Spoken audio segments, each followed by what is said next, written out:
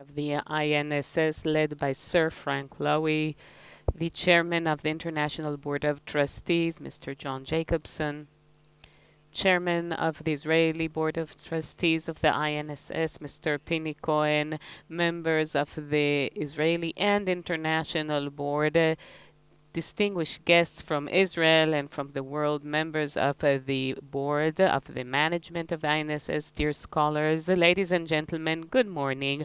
I am honored to open our 13th International Conference, annual conference of the INSS. Last night, in his address in the conference, our chairperson, Mr. Frank Lowy, said the following things. Perhaps you do not know that I am a Holocaust survivor and I know what it's like to feel a threat and to live without security. And I'd like to tell you that everything that we do here is in order to advance Israel's security.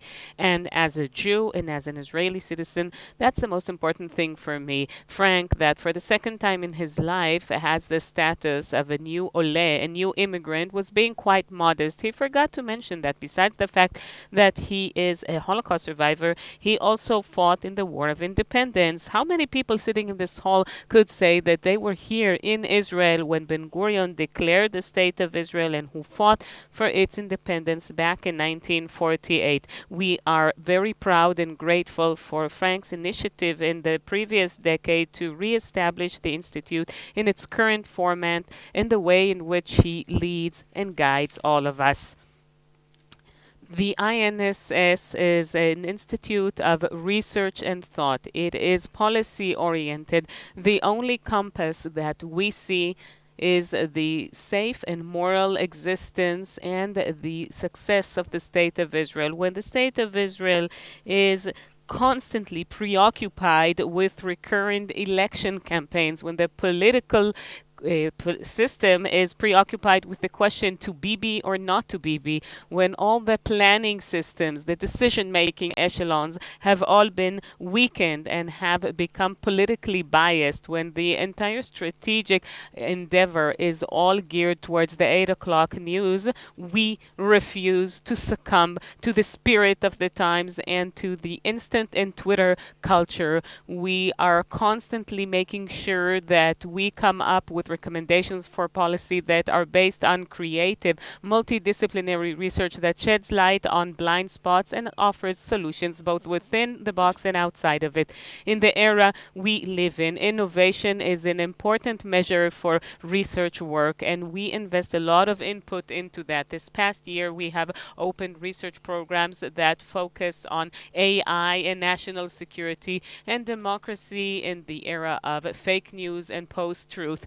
Alongside that, we have diverse activities within the social media networks. And in this context, I'd like to mention the effort that we're making in order to open a direct communications channel with the Arab world, because this world that boycotts us in the diplomatic channels, in such a world, the social media networks have no boycotts. We have posts in Arabic that are gaining significant success. We have 150,000 followers from Arab countries who respond and comment freely on the different ideas we bring up in our commentary regarding the situation in the region. Behind the success of the Institute, we have the different scholars. This Institute is led by top-line experts from Israel, experts on national security, experts on foreign relations, experts on social media networks, experts on any topic that is somehow relevant to Israel's national security. This is an opportunity for me to join the former Chief of General Staff, Major General in Reserves, Gadi Eisenkot, who has joined the Institute. He has also joined a top quality group of scholars with a lot of experience from the top echelons of decision making in Israel. Alongside them, we have some young scholars and researchers that all together form one human, professional, multi-hued team. Earlier this month, as we were preparing for this conference, We had to say goodbye to Dr. Emily Landau too early after a very firm and adamant struggle against a serious illness. She was one of the top researchers in our institute, and for many years she led the arms control and regional security program. As within this capacity, she represented the institute with dignity in various Israeli and international fora. She was a renowned scholar. She was renowned as an expert that is committed to the strictest research criteria, and her knowledge in arms control in general, and specifically on how to deal with the Iranian nuclear program, that was one of the most famous traits signifying characterizing her and the institute. She wrote academic chapters and books and commentaries in the media. She was often interviewed in various current affair TV programs, both in Israel and around the world. And in these interviews, she always responded in the most up to date manner to the occurrences in her field of expertise. She did so oh so eloquently, both in Hebrew and in English, and always with an emphasis on the relevance to Israel's security.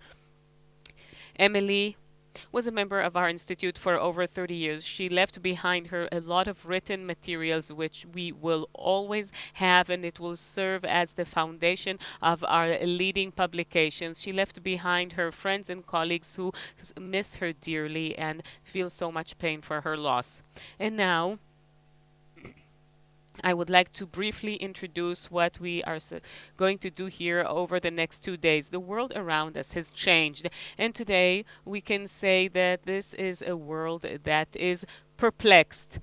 There is no one organizing concept that the entire international community has accepted. Liberal democratic capitalism, that after the Cold War, it seemed that this would be the leading concept, is currently challenged by some very powerful elements in the world, whether it's China, Russia, and Islamic radicalism. Everybody wants a world order that is everybody wants a rules based order, but they do not agree on which rules it's supposed to be based on.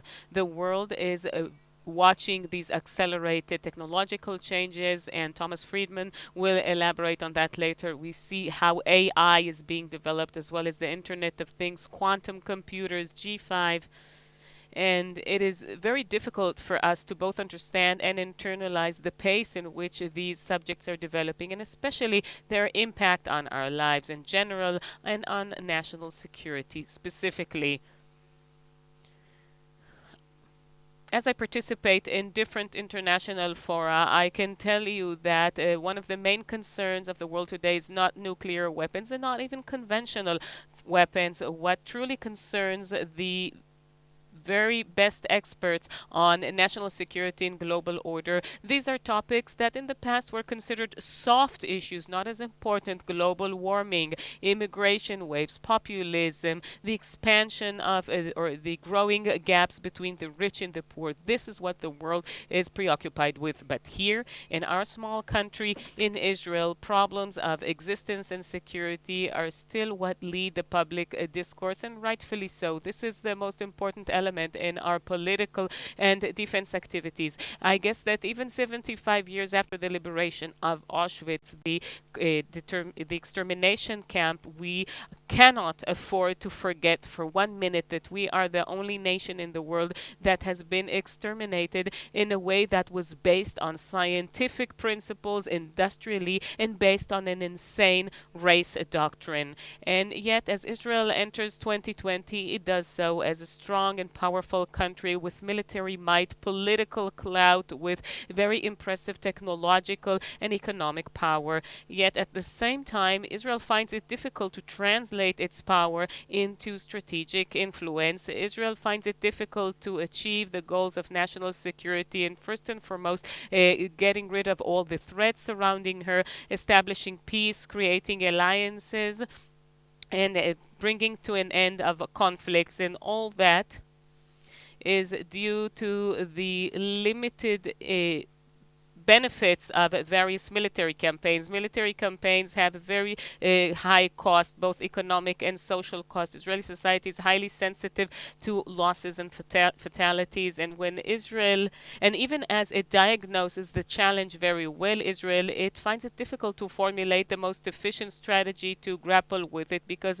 an overreaching military success doesn't always allow us to translate these achievements into political goals. And dealing with the day after the war is sometimes more complex than maintaining or managing these military campaigns. There's fierce asymmetry between the goals of the campaign, between us and our enemies. There's extreme asymmetry between the expectations of our public. For the enemies of Israel, the mere fact that they hadn't lost, that's a great triumph, while the people of Israel are always looking for a decisive victory. And there's also a change in the patterns of action. We are expected to act ethically, while the opponent, the enemy, does the exact opposite. We try very hard not to harm civilians as they target civilians. And all these topics will be discussed in our conference. Udi Dekel, the director of the INSS, who also manages this conference, decided that there will be 4 circles of knowledge in this year's conference. And the main purpose is to look into the decade that we are entering, the global system, the regional one, Israel's challenges of national security, and last but not least, we will also look inside into Israeli society, its resilience and its challenges. We could not ask for a better backdrop to our annual conference if we think about the drama that is taking place in our region. Last night in Washington, and ultimately it'll come here. The targeted killing of Qasem Soleimani at the beginning of the month has changed the balance, or perhaps the perception of the power relations between Iran and the US. The announcement of the deal of the century last night and the election campaigns that we face, all these serve as an excellent platform for the discussions we will be holding here over the next 2 days. Now, with your permission, and since the Minister of Defense is a bit late, I would like to devote a few minutes to that important topic that was discussed in Washington by the Prime Minister and the leader of the Israeli opposition in the press conference that we saw last night.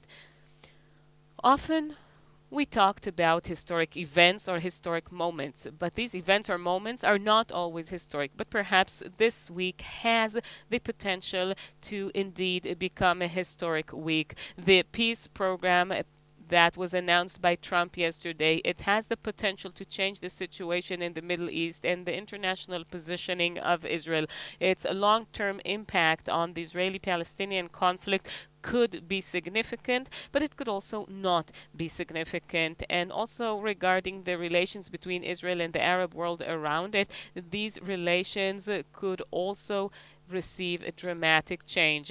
Now I'd like to say the following things about the program.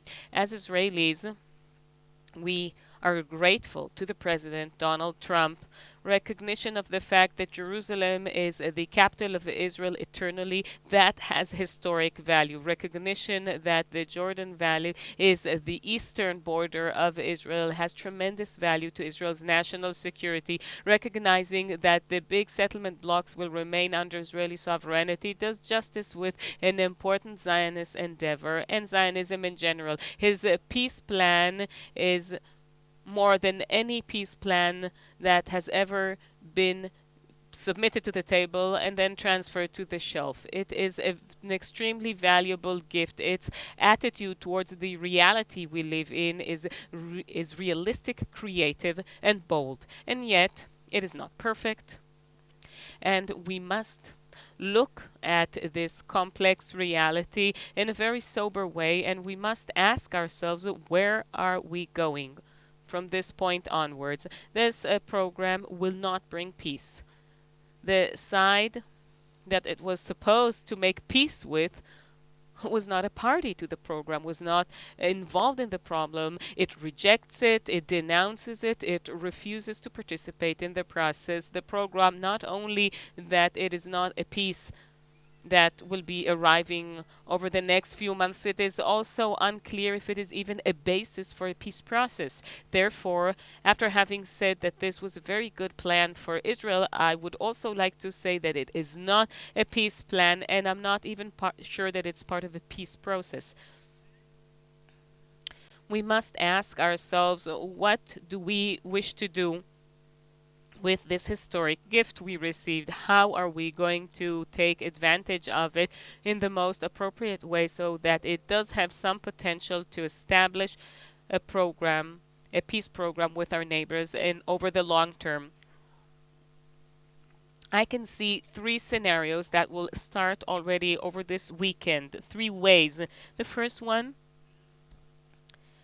is the declaration, the way of declaration, or the shelf, or the trash bin of history. It could very well be that this program, its fate will be similar to the fate of the programs of previous presidents, Clinton, Reagan, the plan submitted by Barack, the plan submitted by Olmert. On the one hand, it will receive applause, but on the other side, it will also be very harshly denounced. It will be placed on the shelf, will accumulate dust, and ultimately thrown into the trash bin of history. The Palestinians have announced that they are rejecting it. I don't see many other people who have fallen in love with it from the international community, and if it does not receive significant support from the Arab world, it will be very difficult to realize it. I'm telling you that there's a true risk that once all the media festivals come to an end, when we finish with the elections campaigns, we will face the very same old reality without any change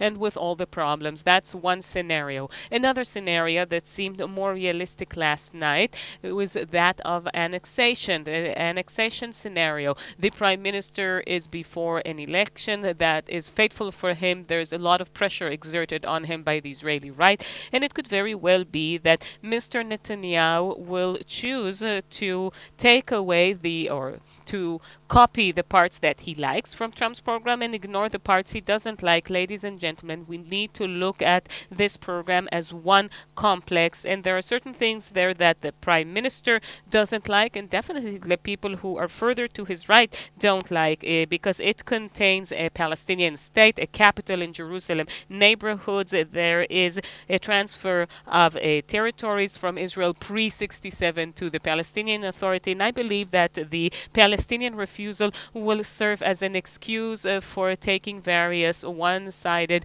unilateral measures. I suggest that we look at this program as one whole thing and not to take any unilateral measures, because unilateral measures will turn the legacy of Netanyahu and Trump not to a legacy of peace, but rather a legacy of annexation. The annexation scenario, ladies and gentlemen, is dangerous. It is dangerous from a military perspective and also from a political diplomatic one. It could block any option for a future political agreement and any attempt to part from the millions of Palestinians who live in Judea and Samaria. At the end of the day, it could lead to a nightmare of one state, and such a state could not be both Jewish and democratic. It will lead to the collapse of the Zionist dream. So, the alternative, and with that I will conclude, the only positive alternative in my view is the third alternative, to see this as one plan, and that will be implemented gradually bottom up. As you know, the INSS has been working for 2 years over the preparation of a creative yet realistic program that takes the Palestinian challenge head-on comprehensively. And we did this while being engaged in close dialogue with the American administration. And some of the ideas that we brought up found their way to the Trump plan. But as the dust settles and things begin to clear up, I believe that when the dust settles, when things clear up, I think that our program will be the only realistic way to do it. It will be the only one that will enable us to advance towards a horizon of a two-state solution without getting into the illusions or delusions or without taking any unreasonable risks. Adopting the Trump program could be a conceptual umbrella, but we must make progress under this umbrella as one unit, step by step, which is balanced balance towards both sides. This way, we will be able to avoid the failure that stems from the terrible dichotomy between peace at every cost and annexation here and now. The true Zionist approach is very sober and cautious. We must take our fate into our own hands and safeguard the future of the state of Israel, a country that we all love, and we must ensure that it is Jewish, democratic, safe, and moral. I wish us all a fruitful and